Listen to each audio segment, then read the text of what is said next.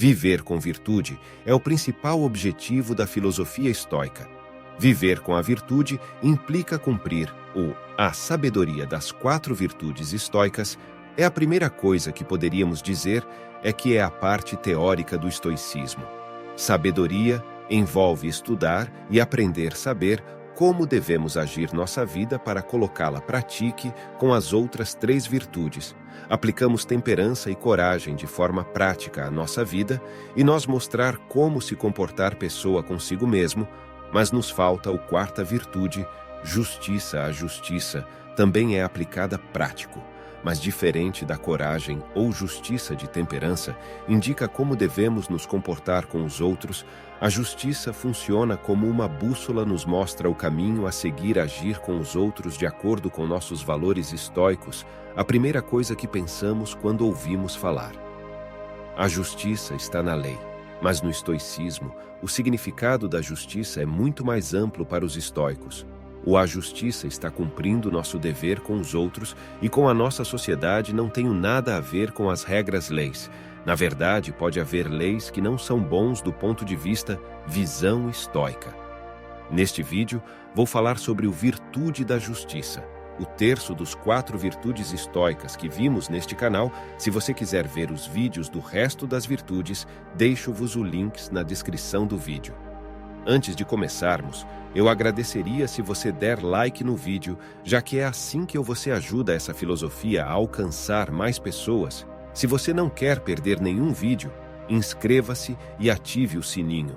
Também, deixo vocês na descrição do vídeo o link para adquirir um manual de conteúdo estoico que vai te ensinar a viver 10 vezes melhor e de maneira mais leve, assim como fiz com as outras virtudes. Eu gostaria de te contar uma história. Era uma vez um príncipe que era muito injusto. Embora parecesse perfeito, príncipe bonito ou corajoso e inteligente, deu a impressão de que o príncipe Aipo nunca teria explicado a ele o que consistia em justiça. Se 2 pessoas viessem discutindo algo para ele resolver, isso deu a ele a razão para quem parecia mais legal, ou quem era mais bonito, ou quem tinha uma espada melhor, cansado de tudo que seu pai. O rei decidiu chamar um homem sábio para ensine a ser justo. Leve embora meu sábio amigo, disse o rei, e não volte até estar pronto ser um rei justo. O sábio então partiu com o príncipe de barco, mas sofreu um naufrágio, e os 2 acabaram sozinhos em uma ilha, abandonados, sem água ou comida.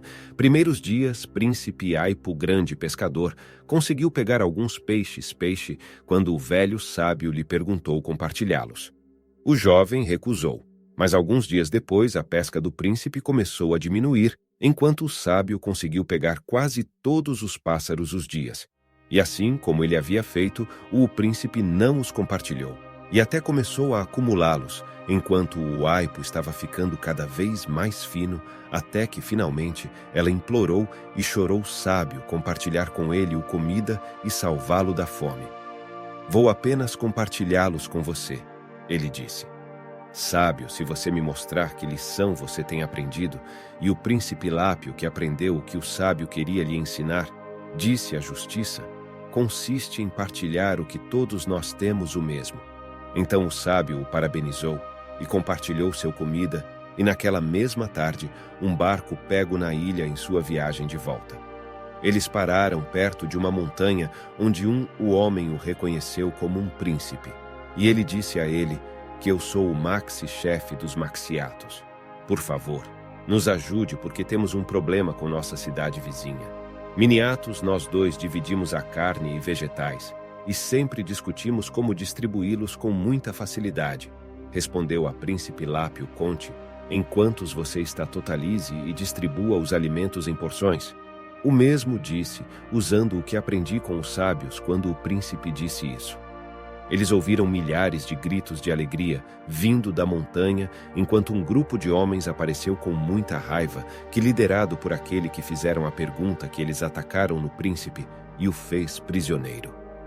O príncipe do lápis não entendeu nada até que eles o trancaram em uma cela e eles disseram que você tentou matar nossas pessoas. Se você não resolver o problema amanhã de madrugada, você estará trancado para sempre. e descobriu-se que as miniaturas eram minúsculo e numeroso, enquanto os maxiates eram enormes, mas muito poucos. Então, a solução que você propôs, o príncipe, mataria de fome o maxiates, a quem tocariam porções pequeno? O príncipe entendeu a situação e passei a noite toda pensando na manhã em seguida. Quando perguntaram a ele, ele disse não fazer com que partes iguais compartilhem a comida dependendo do que cada um come, todos dão o mesmo número de mordidas. Assim, eles comerão de acordo com seu tamanho, tanto os maxiates quanto os miniates. Eles ficaram encantados com aquela solução, e depois de dar uma grande festa e encha-os com ouro e presentes restantes, marcha para o príncipe Lápis e o sábio. Enquanto eles caminhavam, o príncipe comentou: aprendeu algo novo. Não é justo dar o que igual para todos. Justo é distribuí-lo, mas tendo em conta as diferentes necessidades de cada um e dos sábios, sorriu perto de chegar ao palácio. Pararam em uma pequena aldeia. Um homem bonito, muito pobre, o recebeu e cuidou servi-los em tudo, enquanto outro de aparência igualmente pobre chamada de atenção, jogando-se no chão para pedir esmola, e um terceiro com aparência de ser muito rico, mandou 2 dos seus servos para que eles cuidariam do que precisavam. O príncipe estava tão confortável lá que, ao sair, ele decidiu dar-lhes todos os ouro que lhe foi dado. Maxiatos, agradecidos ao ouvir isso, correram ao lado do príncipe, o pobre e o mendigo desordeiro, e os ricos cada um reivindicando a parte dele. Pois você os distribuirá? Perguntou o sábio. Os 3 são diferentes, e parece que daqueles que quanto mais ouro ele gasta, mais rico é o príncipe. Duvidou que estivesse claro o que ele disse. Sábio, o homem rico teve que manter para seus servos. Ele era quem mais ouro gastaram, e quem o serviu melhor, mas o príncipe estava começando a se desenvolver o senso de justiça, e havia algo. Isso lhe disse que sua conclusão anterior sobre o que era justo não estava completo.